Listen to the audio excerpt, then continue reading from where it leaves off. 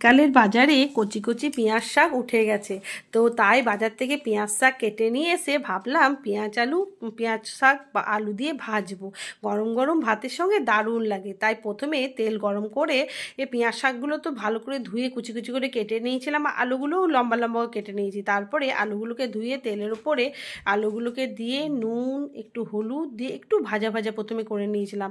একটুখানি ভাজা ভাজা করার পরে ওপর থেকে কেটে রাখা ভালো করে জল ঝরিয়ে রাখা পেঁয়াজ শাকগুলো, কচি কচি পেঁয়াজ শাকগুলো দিয়ে দিয়েছি।